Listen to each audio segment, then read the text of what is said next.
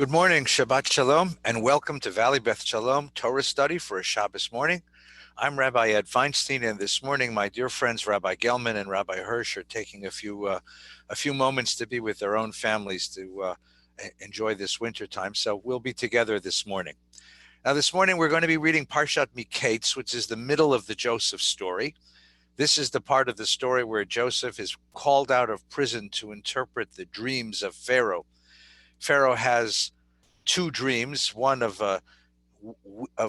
cows and one of sheaves of wheat, and both of them it's very clear that the 7 years of famine are coming, and that he calls upon Joseph to try to solve this dilemma for him, to interpret the dream and formulate a policy for how to respond to it. And Joseph does this and rises out of prison to become second to Pharaoh, only to Pharaoh in all of Egypt.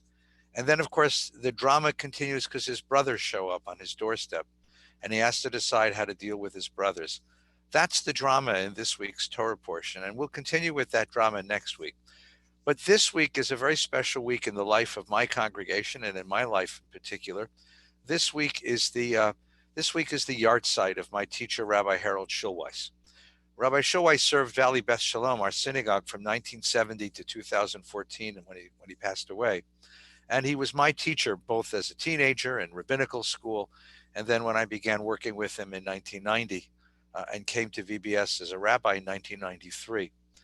In Jewish life, we don't celebrate the birthday of great people, we celebrate their yahrzeit.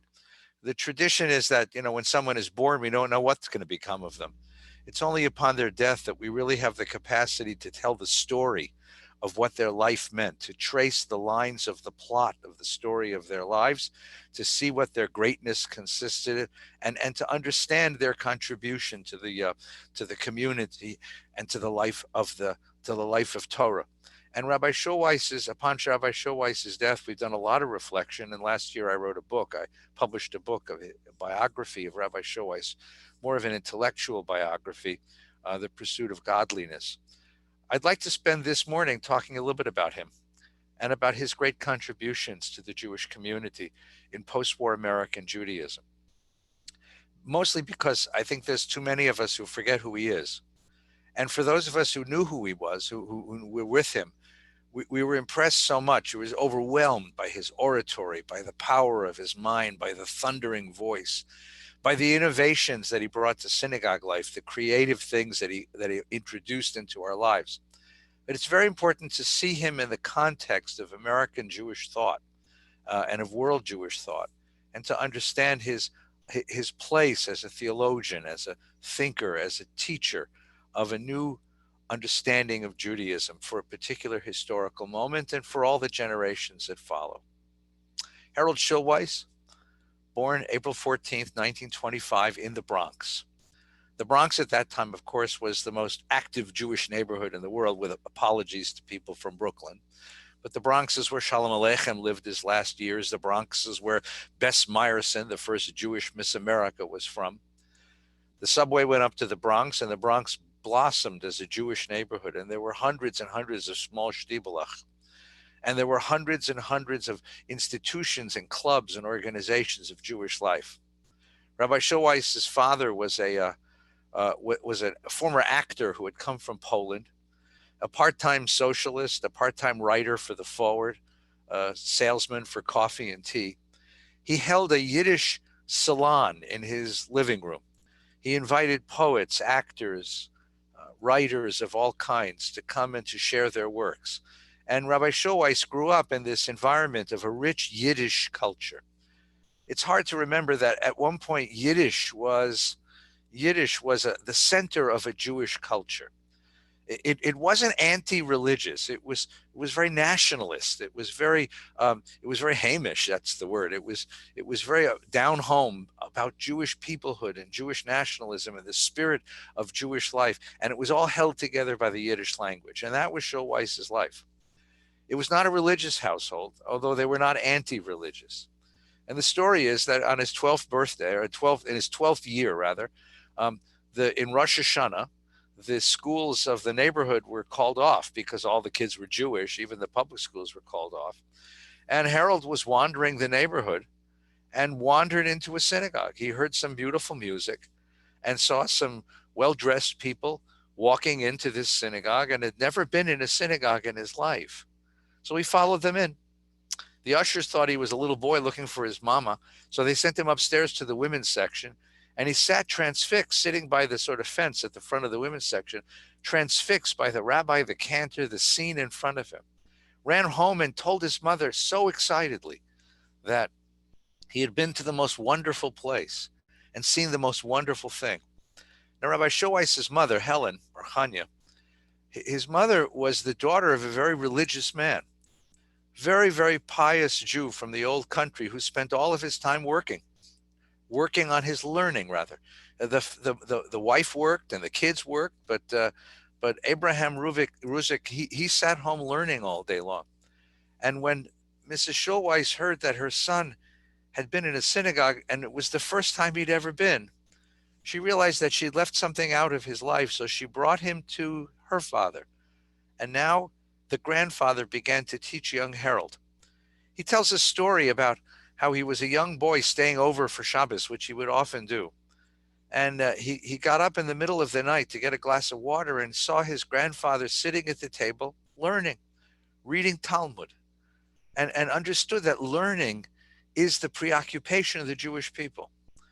So Harold was drawn between two worlds, or three really.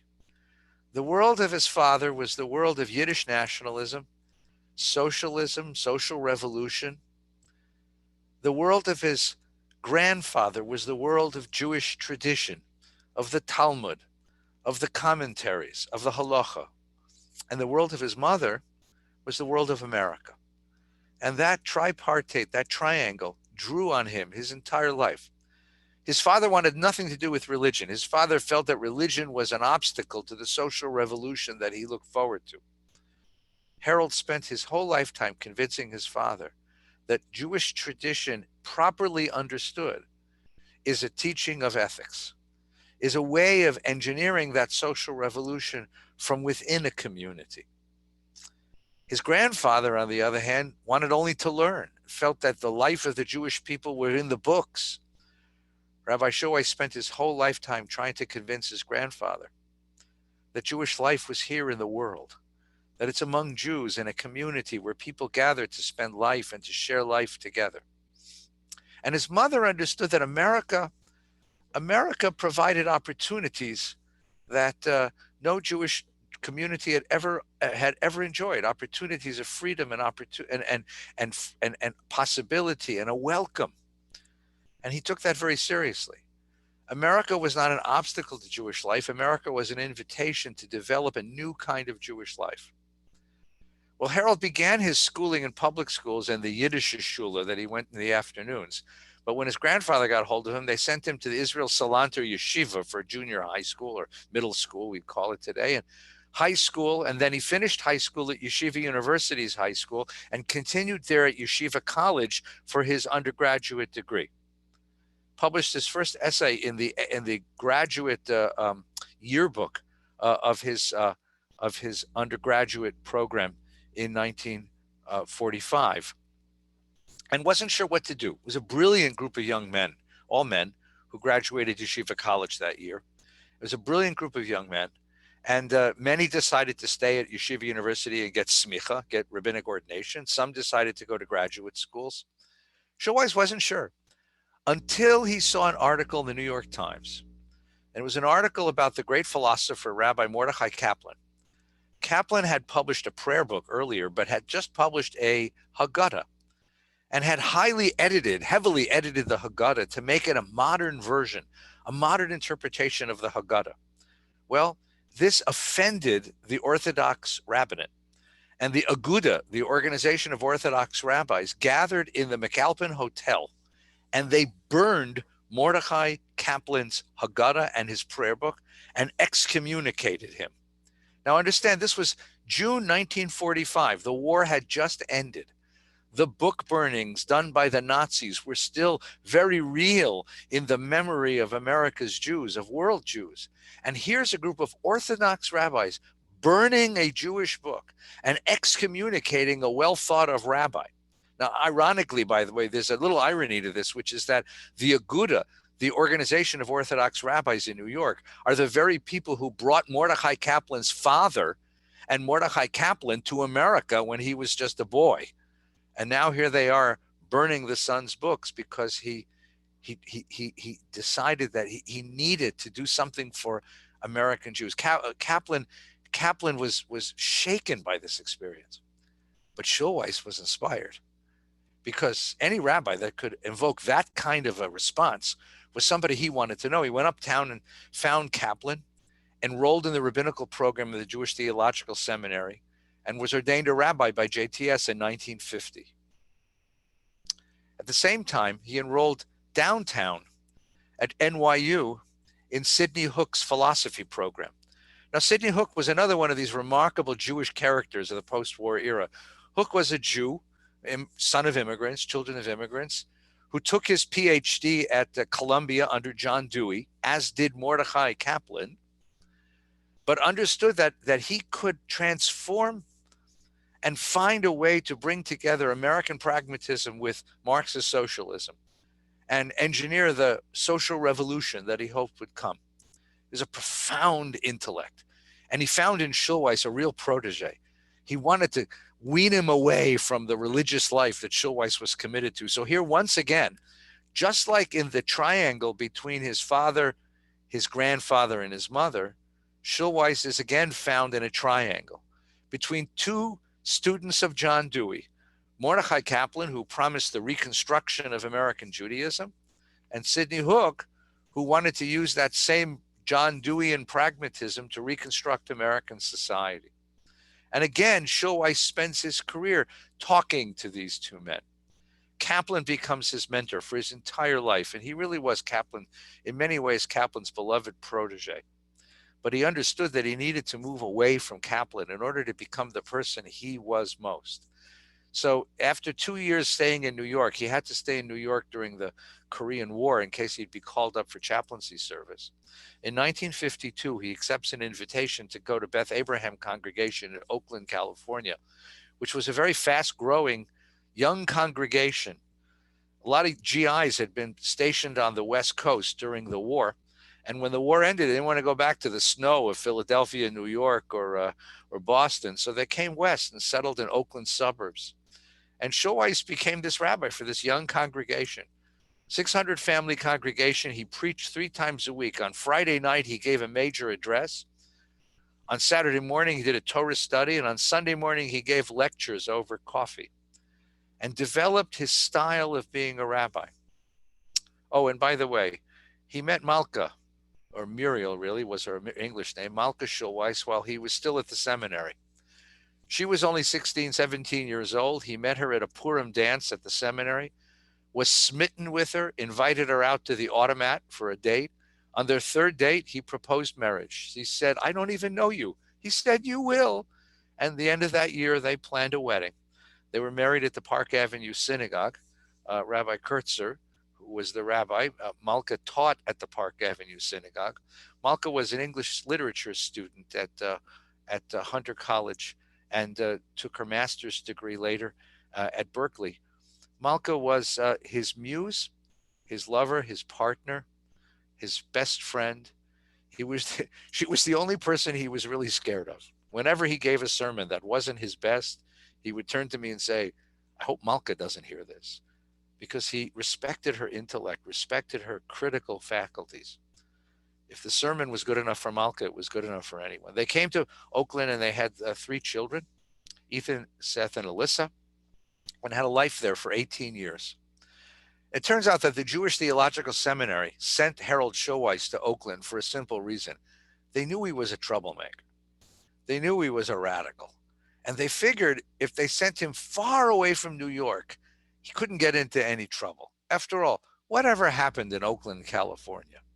But because history has a certain cunning, Oakland, California became the sort of epicenter for the great cultural revolutions of the post-war era. It was in Oakland, California that you had the Beat movement, followed by the counterculture, the hippies, the civil rights movement. The Black Panther Party was founded in Oakland, California, the free speech movement on the Berkeley campus. Schulweis was part of all of it. He was the only white person on the board of the NAACP, and when black power rose within the black African American community, they banished him from that board, and he had to make an accommodation with that.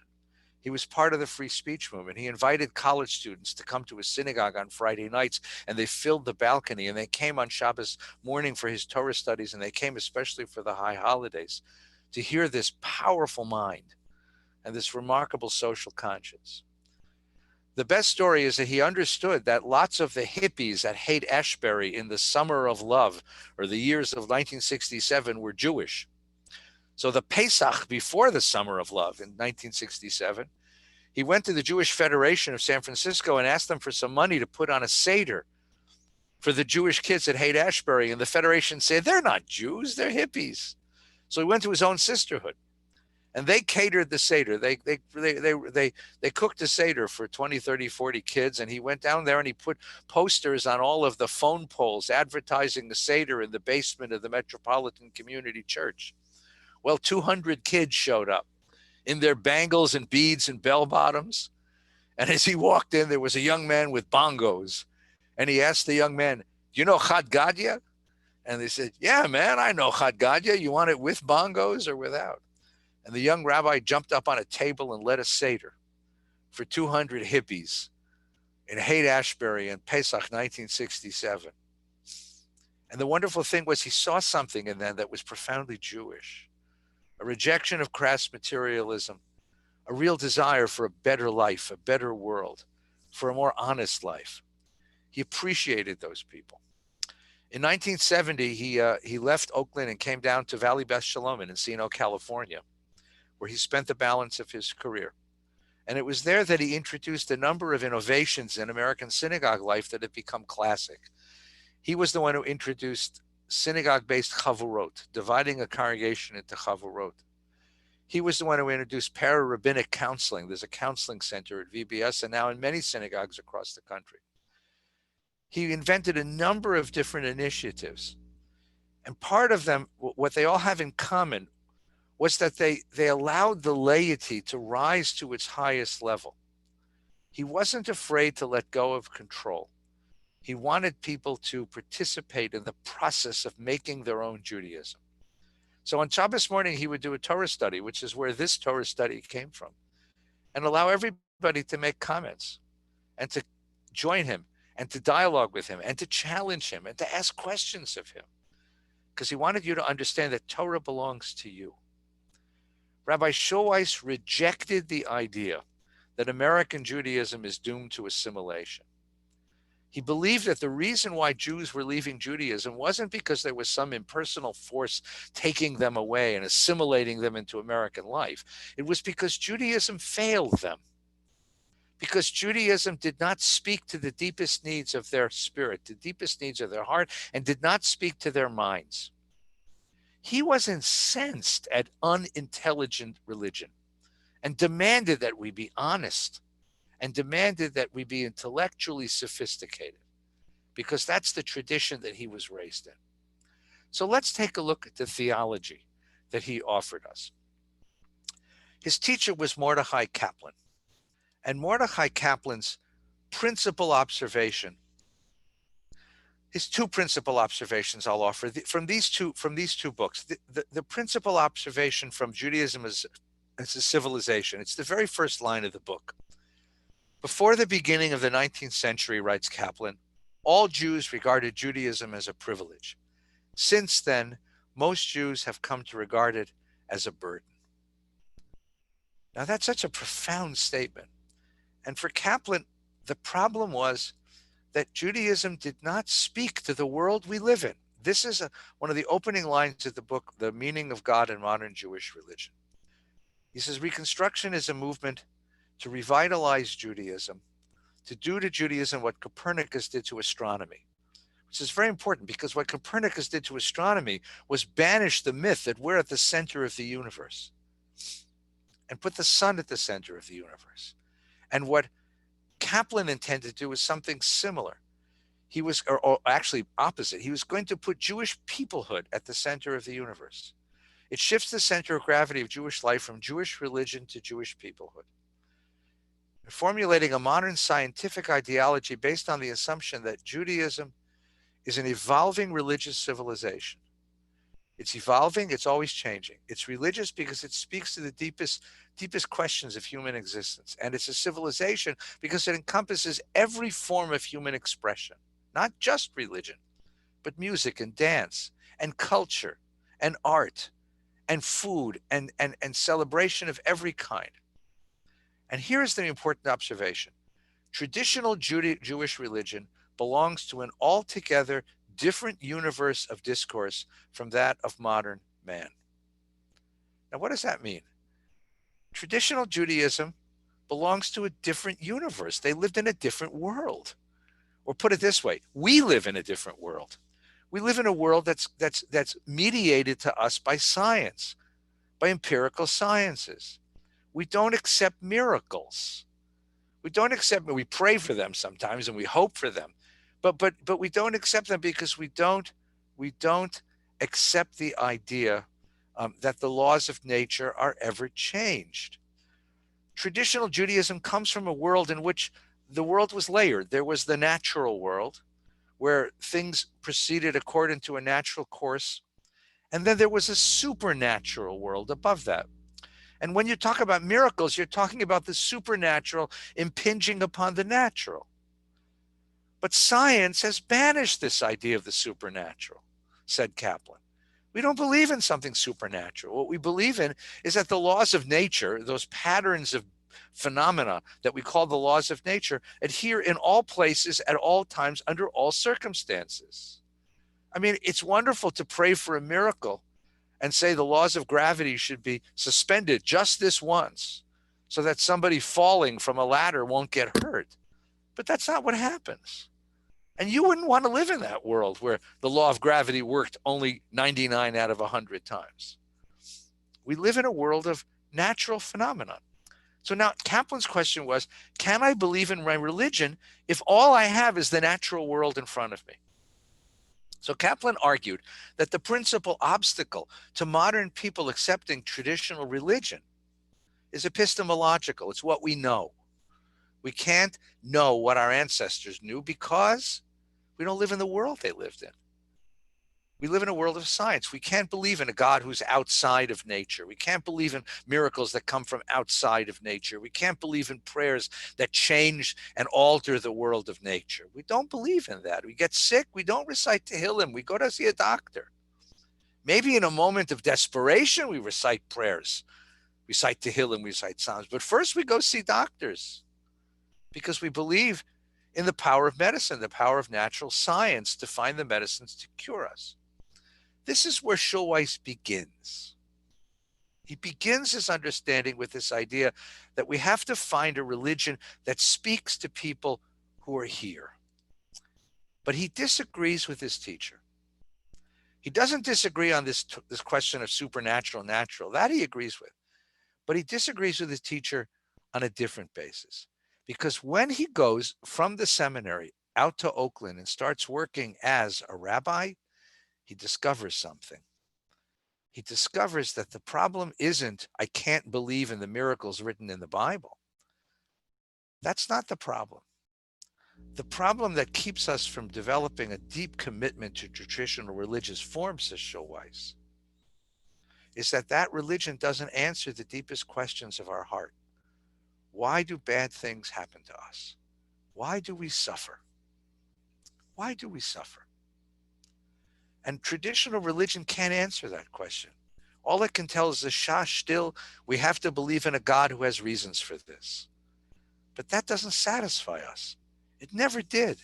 It never satisfied the tradition. And that's why the tradition keeps coming up with new formulations for how to answer the question. Well, for Schulweis, that was an indication that something radically new had to happen. Now, why did Schulweis depart from his teacher in this way? There were three reasons. Number one, the Holocaust. Mordechai Kaplan is a product of the late 19th century, the product of a sense of progress. The early 20th century belief in science and progress in all things. The Holocaust put an end to that. The Holocaust taught us the existence of radical evil. And we could no longer believe that people are basically good. And we could no longer believe that people are bringing the world toward progress in all ways. The radical evil of the Holocaust was the first problem that plagued Rabbi Schulweis's conscience. The second problem was being a rabbi in congregation. He had these experiences. He had these experiences, as all of us rabbis do, of meeting families in the most horrendous of moments. He wrote about one of these in one of his sermons, and I'll show you the sermon because it was a very profound experience for him.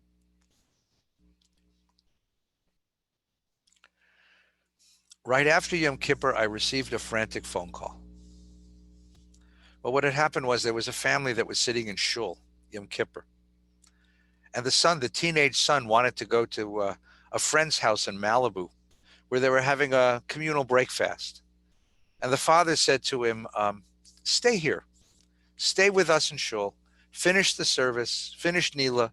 Wait for sundown. We'll hear the shofar together. And then you'll go to your friend's house.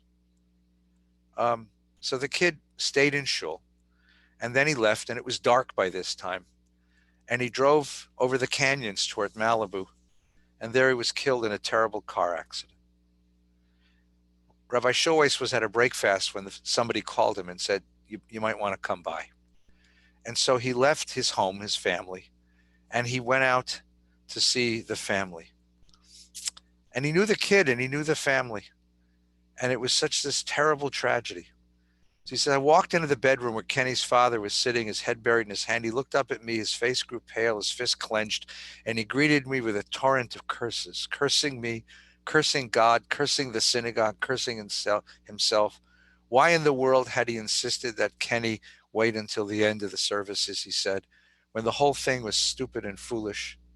The room was filled with stunned people as Kenny's father continued his curses. Then he told me to leave. Get him out of my sight, he said. On my way out, his wife grabbed hold of me. Rabbi, she said, don't take it personally. But I did take it personally. Kenny's father felt he was cursed by God, and I, his rabbi, represented that God of malediction. A rabbi meets these moments all the time and finds unable to use the formulas of the tradition. They're too facile, they're too superficial, they're too simplistic. We need something deeper and stronger, a different way of thinking about this. And the third issue is that his daughter Elisa, Rabbi Schulweis's third child, their daughter Elisa had terrible health problems. And Rabbi and Malka spent many nights in a hospital praying and hoping that the doctors would find something to be able to heal her. They did, by the way, and she's fine, and she's a mom of two wonderful kids today and lives here in LA. But these things affected him. And so Rabbi Schulweis understood that you can't find any way to answer the question, why me? Why did this happen to me? Why did God do this to me? In the rubric of a traditional theology. There is simply no way to do it. Sometimes you go to a funeral and you hear a rabbi say, oh, well, he's in a better place. That simply says, don't hurt. This is a blessing, but it's not a blessing. If we feel the pain of the loss of someone we care for. Sometimes people will tell us, this is good for you. You'll learn from this. But that's a terrible thing to say to someone who suffers. There is no way to understand it. One of the most famous ways, by the way, was written in a Dear Abby column. Someone wrote, Dear Abby, I walked into my daughter's bedroom last night and overheard her praying. And she prayed to God to give her a pony for Christmas. We can't afford a pony, dear Abby, and I don't know what we're going to do when the child sees that there's no pony there on Christmas. What should we say to the kid? And Dear Abby writes, Dear Perplexed in Detroit, tell your child that God did hear her prayers, but God said no. God said no. Now that seems like a reasonable theology, except when you ask it the following question. What happens when it's not a pony in Christmas? What happens when that child's mother or father is sick with cancer? And that child prays to God and asks for a miracle. Would we then say God said no? And if God said no, Was that because God could have said yes? That God could have produced a miracle? That God could have produced a cure? That God could have healed the mother or the father and said no? And did God say no because God is cursing the mother or the father? Or God is cursing that child? Something that we did brought this curse of cancer upon us? Rabbi Schweiss comes to the conclusion that no construction of a theology of a personal God, a God who's a him or a her, a God who's a father art in heaven, can ever answer the question, why do we suffer? And therefore he abandons it altogether. He basically lets go. He comes to the same place Kaplan did, but he lets go of the whole idea of a God who is a somebody out there, and instead offers us an alternative, a very radical alternative, but an alternative, something he calls predicate theology. Let's take a look at that.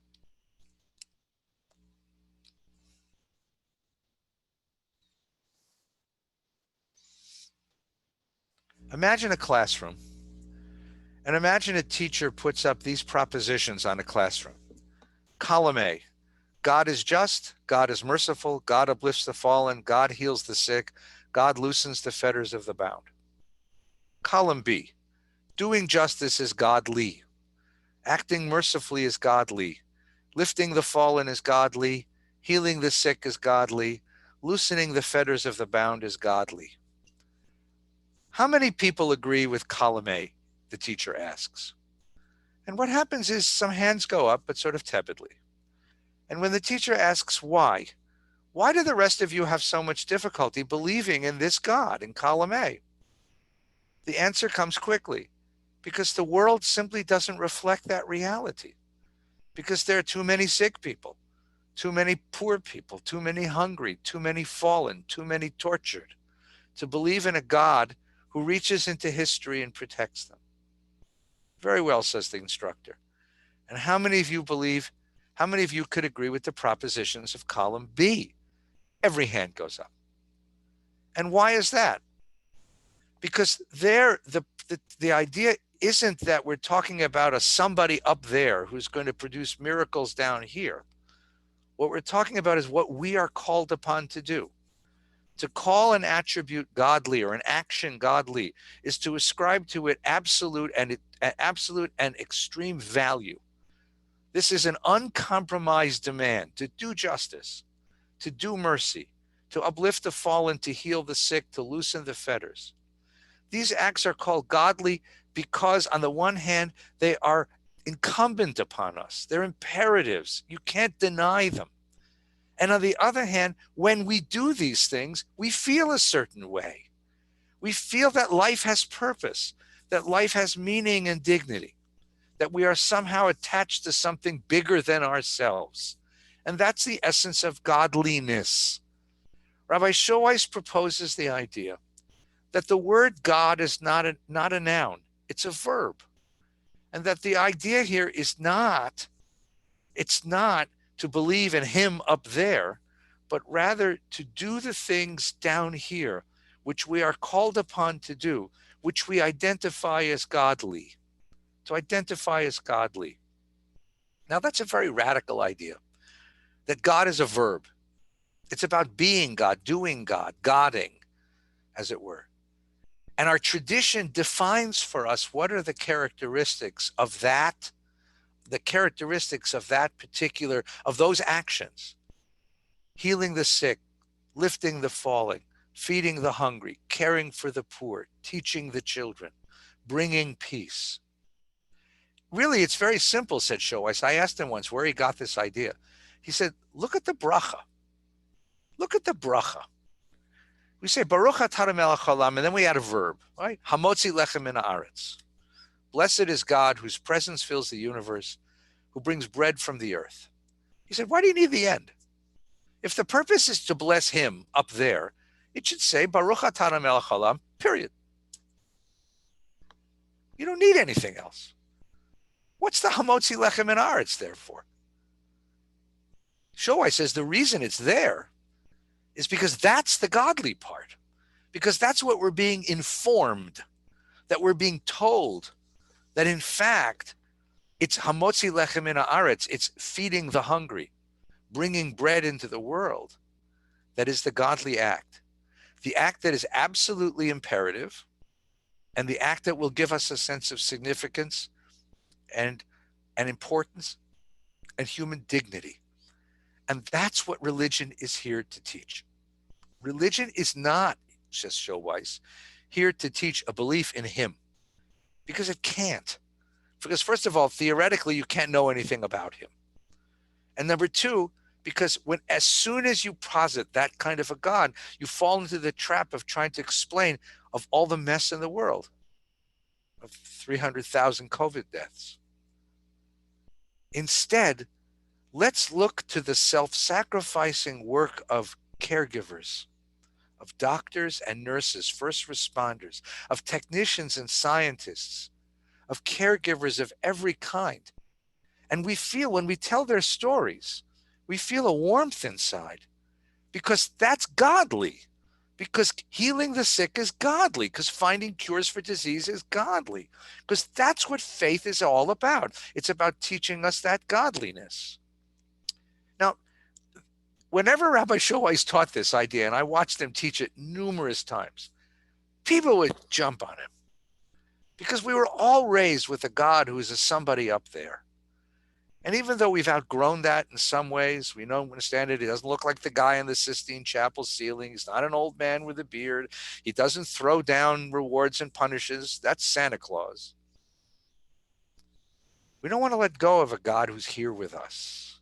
Shechina, the God who's a presence. And Schulweis insisted that when we do godly acts, we feel something. And that's the presence. Now, there was one test of this idea that was very important. If you believe that godliness is real in the world, that it's part of our world, that it's not just something we made up, but it really is somehow, and Rabbi Schulweis never wanted to talk metaphysics, but he hinted that it's somehow built into the world for us, then you'd have to find it in all places and all times, even in the very worst of places. In the very worst of circumstances, can one still be godly? Does godliness have any meaning? And this is where the next piece of Rabbi Schulweis's wonderful career comes in. He was at a community dinner, I think it was 1963 in San Francisco at the Fairmont Hotel, which was owned by the philanthropist Benjamin Swig. And Swig knew the rabbi and asked him to come over for a moment and meet somebody. And he introduced him to a gentleman who was wearing coveralls, who was the maintenance director of the hotel, the Fairmont Hotel in San Francisco, Fritz Grabe.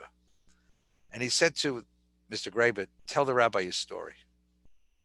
Fritz Grabe was a German nationalist German, joined the Nazi party as a young man, believed in the Nazi cause. He was a construction contractor, had a very successful construction company. As the Nazis began moving eastward, the war moved eastward, he got many contracts to go and build military installations for the Nazi armies in the Eastern Front.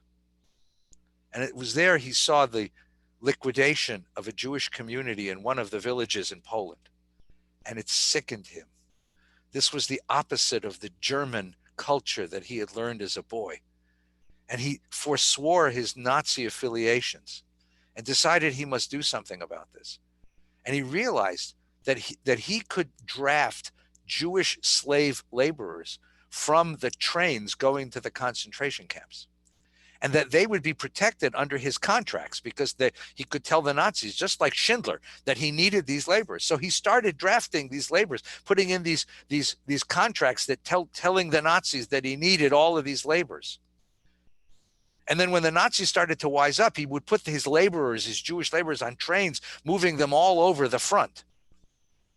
At the day the war ended, Fritz Grabe had 5,500 Jews on his payroll. That is, Fritz Grabe saved the lives of 5,500 Jewish souls. The Nazis were onto him, and they were trying to arrest him. So he ran across the lines into the Western District, across the lines into the American lines, and gave himself up to the American army. The American army listened to his story and they believed him. And they gave him a visa to move to America. He then came back and testified at the Nuremberg trials against the Nazis who he had worked for. Fritz Grabe saved 5,500 Jews. And Rabbi Shoai stood transfixed listening to this man's story. And he asked him, what did we ever do to thank you? And he said, I don't want any thanks. I did this because it was the right thing to do. And the rabbi decided that he would do something to thank him. So he started a foundation, which today is called the Foundation for the Righteous, which locates and supports rescuers. But you see, this was an important piece of Rabbi Shoai's thinking. What motivates a man like Fritz Grabe, or Oskar Schindler, or Raoul Wallenberg, or Sempo Sugihara, or Jupp Westerwald, or all of the great Christian rescuers of Jews during the war? That godliness exists even in the worst of circumstances. That if there's possibility of acting in a godly way, even in the worst of circumstances, then God exists. Then we can truly say Adonai Echad, that God exists, that God is real, that we can truly say that we believe in God. And that's what Rabbi Shoai believed. He was a deeply religious man, Harold Shoai. Whenever he'd give this lecture, people would yell at him and say, this is just secular humanism. But it wasn't, not for him. He was driven to this. His last great project in the world was called the Jewish World Watch. He read an article in the New York Times by Nicholas Kristof about the genocide going on in Darfur in the Sudan. And it hurt him. It hurt him. I watched this. I saw it on his face. It hurt him. He wondered what we as a Jewish community were going to do about this. How could we not do something? How could we not do something? And then he realized, that when there was genocide in Rwanda, we didn't do anything. There was genocide in Bosnia, we didn't do anything. But damn if he was going to let this one go. And so he begins Jewish World Watch, which was the last great expression of his conviction that godly acts in the world truly matter, that godly acts in the world are what are imperative upon us, and that we are called upon to be this kind of people. Harold Shoai believed in God deeply, but he believed in a God that could be located within the conscience of human beings, within the actions of human beings. I asked him once, how do you pray? If you don't believe in a God up there, how do you pray? How on earth do you pray? And he prayed, passionately, you should know. And he told me very simply, he said, I just add 2 words to the end of every prayer. Through me. Through me. Oseh shalom bimromav yaseh shalom aleinu. May the one who makes peace in the world bring peace upon us through me. Baruch atah Adonai rofei cholim. Blessed is God who heals the sick through me. Blessed is, praised is God who brings bread from the earth, feeds the hungry through me. That's Shoai's religious conviction. And it was religious conviction that enabled him to rescue our belief in God, or a belief in God, after the horrors of the Holocaust. Because the belief in predicate theology doesn't blame God for the Holocaust. It calls upon us each time we are in such a position to reach out a hand and rescue. There was a story that we told at his funeral. Actually, Uri Hersher told it first, and then I told it again, because everything has to be repeated twice. It's a story that Shoai told. He maintained that it came from some Jewish source. I could never find the source, but it's really the story of his theology. When God wanted to create the human being, God announced to the angels that it was God's intention to place the Tselem Elokim, the image of God, within the human being, to give it as a gift to human beings. But the angels were aghast. How can you give something as precious as the Tselem, as a spark of divinity, to a creature so deceitful? They gathered in council. What are we going to do about this? So they decided to steal the Tselem, to steal God's image before it could be put into the human being, and to hide it somewhere. But where to hide it? So one angel said, let's put it at the top of a mountain. And the other said, no, someday he'll learn how to climb those mountains. He'll find it. Let's put it at the bottom of the sea. He said, no, someday he'll go to the bottom of the sea, he'll find it. Let's put it at the edge of the wilderness. No, someday he'll traverse those wildernesses, he'll find it. And then up stepped the shrewdest of the angels who said, my brothers, it's very simple. We'll put it deep, deep in his soul. He'll never look for it there. And that's what God did. God took the tselem and he put it deep into the soul of the human being. And so taught Rabbi Schulweis. That's where divinity is. God is not up there. God is in here. And when we pray and when we do mitzvah, when we do actions of religious imperative, we are bringing light and strength and power. We are nurturing the tselem, the godliness in the world, because it's the godliness that lives within us. That's where all of it is. That's where it all is directed. I added one line to the story. I can do this because I'm his student. God indeed placed that tselem deep into the soul of the human being, in order to protect it, because the angels believed that man would never look for it there. And indeed, you can't find it. Isn't it interesting that not one of us can see his own face unaided? Not one of us really knows who we are. We can't see ourselves objectively. God put the tselem deep into the soul of the human being, too far for him to find it, but not too far for someone who loves and cares for us to find it and show it to us. And that's the essence of the relationships we build among each other. I'm here to show you your tselem, and you are here to show me mine. And together, as we act in the world, we reveal the tselem, the sparks of divinity planted within us. And that's our task as a community. And that's our task as families. And that's our task together as friends. I hope that you will find the tselem this year and find it deep inside and let it shine bright. Zecher Tzadik Livracha, for my teacher Harold, whose yahrzeit is celebrated this week. Yitgadal v'yitkadash Shmei Rabba. V'yalmad yivrach Hirutei v'yamlich malchutei b'chayechon u'v'yomechon u'v'chayei d'chol Beit Yisrael b'agalav v'zman kariv v'yimru amen. Yehei Shmei Rabba mevarach li'olam u'me'almai yitbarach v'yishtabach v'yitpa'ar v'yitramaf v'nasei v'yithadar v'yitalev v'yitalav Shmei d'kutsha brichu le'elim and kol berchata v'shirata tushpechata v'nechamata.